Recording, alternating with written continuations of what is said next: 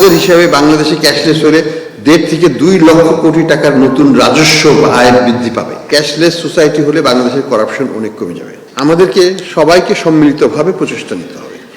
বাংলাদেশ একটা দেশ যেটাতে আমরা 20,000 কোটি টাকা খরচ করছি শুধু ক্যাশ ম্যানেজমেন্টে।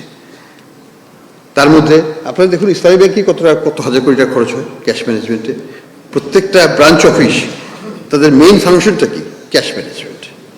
টাকা দিচ্ছে, টাকা নিচ্ছে, নিচ্ছে, কোনোটারই দরকার হয় না যদি আমরা টেকনোলজিক্যালি সেভি হই এবং সেটাকে ব্যবহার করি। টেকনোলজি তো available, it is available, it is made available to the customer. All is need কাস্টমারকে এডুকেট করা, কাস্টমারকে কনভিন্স করা এবং কনভিনিয়েন্স থেকে বুঝিয়ে দেওয়া যাতে তাকে ব্রাঞ্চ অফিসে আসতেই না হয়।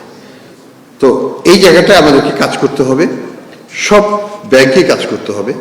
একসাথে করতে পারলে আমরা ক্যাশলেস সোসাইটির দিকে যেতে পারবো। আমরা এই যে 20,000 কোটি টাকা খরচ করছি তার মধ্যে হয়তো 2,000 কোটি টাকা হয়তো ইসলামী ব্যাংক খরচ করছে, বাংলাদেশ ব্যাংক হয়তো 5,000 কোটি টাকা খরচ করছে, অন্যান্য সব ব্যাংক মিলিয়ে হয়তো বাকি টাকাটা খরচ করছে। এই প্রতি বছর এই টাকাটা আমাদের বেঁচে যায়। এটা কিন্তু অল্প টাকা নয়।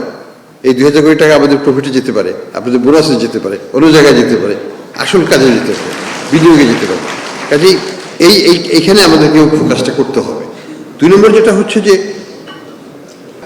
আমাদের এর চাইতে বড় লস হয় কোথায়? আমাদের ইকোনমিক এফিসিয়েন্সিতে। কেন আমাকে এই ভূমি অফিসে যে এই টাকাটা দিতে হবে? আমি কেন বাসায় বসে দিতে পারবো না? স্কুলের টিউশন ফি বাচ্চাদের কেন বাসা থেকে দেবো না? হসপিটালের খরচ কেন আমি বিকাশ থেকে বা এম ক্যাশ থেকে দিতে পারবো না? দিতে পারবো। এই জিনিসগুলো অটোমেটিক হয়ে গেলে, জিনিস কালচারের মধ্যে চলে আসলে কিন্তু আমরা ক্যাশলেস সোসাইটির দিকে যেতে পারবো। আমাদের হিসাবে ক্যাশলেস সোসাইটি হলে বাংলাদেশের করাপশন অনেক কমে যাবে এবং সেটা একটা বড় উদ্দেশ্য। আমাদের হিসাবে বাংলাদেশে ক্যাশলেস হলে 1.5 থেকে 2 লক্ষ কোটি টাকার নতুন রাজস্ব আয় বৃদ্ধি পাবে, সেটা একটা বড় উদ্দেশ্য। তো এই জায়গাটাতে আমাদেরকে কাজ করতে হবে।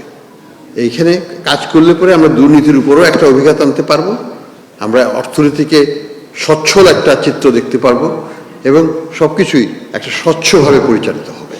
সেটাই আমাদের